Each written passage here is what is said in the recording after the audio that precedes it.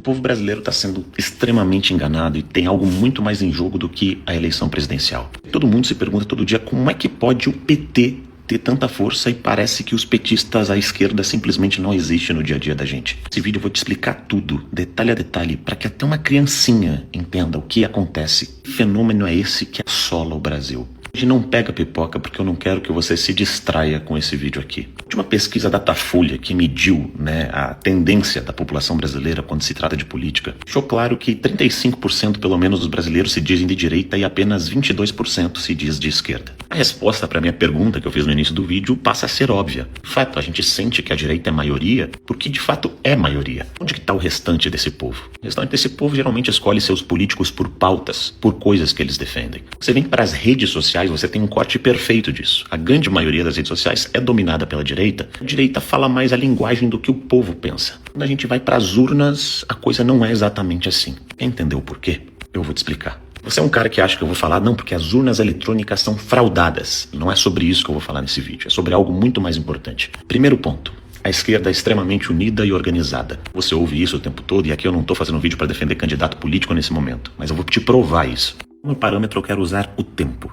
Essas são todas as vezes que o Lula foi candidato a presidente. O corte principal está nessas 3 primeiras eleições aqui que o Lula perdeu. Porque muito mais do que disputar eleições, eles estavam fazendo outra coisa. Isso aqui são imagens de universidades federais no Brasil. Aqui, mais algumas. Aqui algumas manifestações do direito UFES, antifascista e coisa do tipo. Aqui você tem alguns artistas, todos de esquerda, desde aquela época, como alguns aqui que vocês estão vendo, lá das primeiras eleições do Lula, enquanto ele perdeu, e eles arrumavam a casinha para todas essas vitórias que vieram depois. Quero dizer com tudo isso, a esquerda pensou a longo prazo. E agora, em 2026, a gente chega num ponto que é o seguinte: enquanto nós defendemos o agro, que alimenta o PIB do Brasil e que é o grande precursor da nossa economia, a galera defende o MST. Todo mundo sabe disso. Enquanto a gente defende a diminuição de impostos para que sobre mais dinheiro no bolso do trabalhador e poder de compra, a esquerda aumenta impostos o tempo todo. Enquanto a gente defende a família, a esquerda, melhor deixar pra lá. Se pergunta como que pode um ser humano, um brasileiro, defender essas atrocidades da esquerda? Porque eu ainda nem entrei na questão do aborto, que eles defendem, nós somos contra.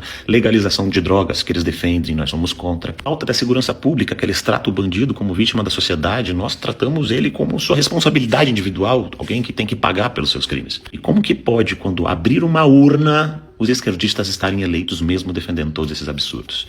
Eu vou contar para vocês. Lá em 1989, eles começaram a formar os professores que doutrinam nossos filhos nas universidades, os juízes que tomam decisões absurdas e que muitas vezes perseguem os seus opositores nos dias de hoje, os artistas que influenciam e fazem o L de eleição pós-eleição, uma quantidade absurda de funcionários públicos, sindicatos ligados à esquerda. Não estou dizendo que não tem funcionário público de direita, me entenda bem, mas a maioria é de esquerda. E uma gama e uma legião de jornalistas que simplesmente militam em prol da esquerda e criam narrativas contra a direita, seja a pessoa que for. O que nós temos para equilibrar esse lance todo? Temos a nossa voz de modo geral. Nós temos as redes sociais. E nós defendemos que essas redes sociais continuem livres. Enquanto essa mesma esquerda quer regulamentação das redes sociais, porque aqui eles viram um desespero. Eles viram pessoas erguerem sua voz e reverberar aquela verdade que a maioria do povo concorda, mas não entende quem de fato defende os interesses desse povo, que é nós da direita. Eu pergunto, redes sociais são suficientes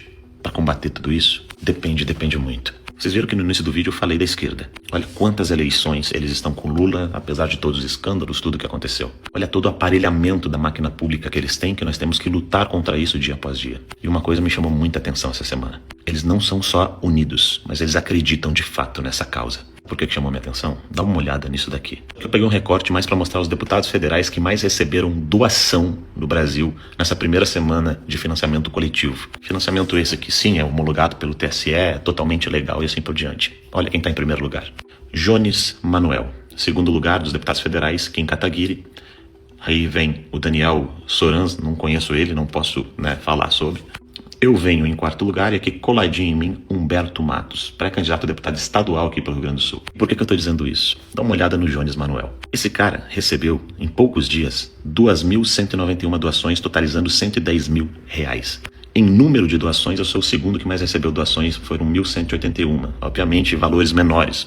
Aqui vem esse rapaz que recebeu 532 e o Kim Kataguiri que recebeu 674 doações. Além, obviamente, do Daniel, né, que recebeu 277 de valores maiores para dar esse montante todo. Mas por que eu tô contando isso? Presta atenção nisso. Esse aqui é o Jones Manuel. Ele tem 1.900.000 seguidores, mas tem um engajamento muito baixo, muito baixo. Entre lá no perfil dele e dê uma olhada. Esse foi o vídeo que ele lançou pedindo apoio para a vaquinha dele. Só que dá uma olhada no detalhe.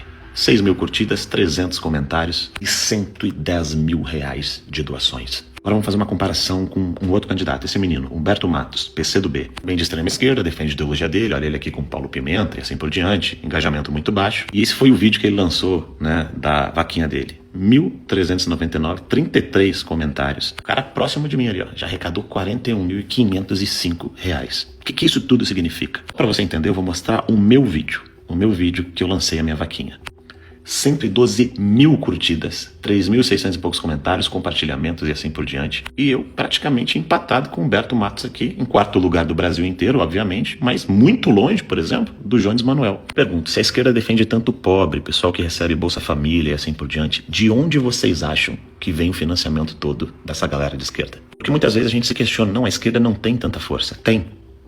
Além deles não largarem a mão do candidato a presidente deles durante tantas eleições, simplesmente nunca largarem a mão, eles têm um modelo de união que acredita em tudo aquilo que a gente é contra e ainda ajuda a financiar isso. Nós, nas redes sociais, mesmo tendo um engajamento absurdo, a gente tem que continuar correndo atrás da máquina. Sim, agora que eu cheguei até aqui, eu quero explicar um negócio pra vocês. Esse ano nós vamos ter eleições presidenciais, de senadores, deputados federais, governador e deputados estaduais. Só que você pode ficar discutindo se o Flávio é o melhor candidato para derrotar Lula, se nós não queremos Lula e por que nós não queremos a esquerda. Os motivos eu já disse durante todo esse vídeo. Os caras são a favor do MST, os caras são a favor do aborto, os caras são a favor de mais impostos, mais Estado, os caras são comunistas, eles doutrinam as crianças e aparelharam todo o sistema público. De um jeito que eles continuam se retrofinanciando e ainda usando dinheiro público para fazer campanha. E não que usar dinheiro público é ilegal, não é disso que eu tô falando. Eu tô falando de crença. Eu tô falando de fato de pessoas que acreditam numa missão. E qual que é a nossa missão esse ano? A nossa missão é tirar essa galera do poder. Eu vejo que quando fala do Flávio Bolsonaro, por exemplo, por causa desse problema todo, dessa encrenca toda que vazou, que até a própria Globo, o pessoal tá assumindo que não é crime, mas sim uma possível imoralidade. Quando a gente bota em pé de comparação, do outro lado, o cara roubou o Brasil inteiro, foi condenado em 3 instâncias, o filho dele tá fugido do país porque recebia uma pensão de 300 mil reais porque roubou idosos. Os candidatos que defendem isso estão aqui, ó. Você acha que essa grana vem de onde? É de sindicalista, da galera da Universidade Federal, é de cantor famoso que pega dinheiro da Lei Rouanet, de todo tipo de gente que, além de estar no poder, se financia para estar no poder. A minha pergunta é, você quer, para esse ano, alguém para casar, alguém perfeito, uma possibilidade real de afastar não só o Lula, mas toda essa ideologia do Brasil? E para isso nós precisamos sim de maioria no Senado, maioria na Câmara, porque não se esqueçam das pautas do Brasil, muito além das polêmicas que estão acontecendo no Brasil, que são os abusos do Supremo. Tem gente presa por se manifestar, tem empresário multado porque deu joinha numa publicação, tem perseguição, gente tentando derrubar as redes sociais, gente querendo doutrinar o teu filho, gente querendo invadir terra dos outros, e tem gente que sonha em transformar o Brasil num país comunista. Enquanto isso a gente está aqui batendo cabeça se foi moral ou imoral, uma coisa que... Isso é muito pessoal, é de cada um e eu respeito as opiniões. Mas o que de fato importa esse ano? Talvez isso, todo esse vídeo, explique as minhas posições quanto a tudo o que está acontecendo. Afinal de contas, o Rony tá aqui, ó. Eu sou do Podemos, eu saí do PL, fui pro Podemos, óbvio que foi por uma conjuntura, pedido para criar uma força maior e uma união da direita aqui no estado do Rio Grande do Sul. Mas se você for olhar partidariamente, talvez eu seja a pessoa desses influenciadores, analistas, com mais seguidores, mais visualizações, e não tem uma obrigação partidária de defender candidato nenhum. Mas eu sei o que está em jogo aqui nesse país esse ano. Eu sei que quanto mais eu ficar me apegando a coisas que podem ser imorais para um, não imorais para outro, do outro lado tem tudo isso que eu citei para vocês. Então eu não faço isso para puxar o saco de alguém ou para pagar pedágio para alguém, porque vocês sabem, eu cresci aqui nas redes, foi denunciando, inclusive, o Daniel Vorcaro quando eu rejeitei os 2 milhões, quando tinha um contrato de confidencialidade de 800 mil, que eu peitei aquele contrato, matei no peito, mas assim trouxe toda essa trama à tona, porque eu não queria que esse país, em mais um escândalo, acabasse em pizza. Vocês acompanharam tudo isso, vocês sabem que eu não estou inventando essa história. E o que eu quero passar de recado para você é, o que está em jogo aqui nesse ano, nesse país, é muito mais do que Lula e Bolsonaro. É muito mais do que sobrenome de presidente. O que está em jogo é isso aqui, ó. É esse tipo de coisa aqui. É isso que está em jogo. Disso aqui eu prefiro nem falar. Se eu puder pedir alguma coisa para vocês é calma, foco. Tem coisa mais importante em jogo. E é o futuro dos nossos filhos. O nome é Rony Gabriel e eu sou pré-candidato a deputado federal. Eu acho que eu já provei pra todo mundo que eu não entrei na política por grana. Não foi por dinheiro, senão eu poderia ter aceitado as propostas que vieram.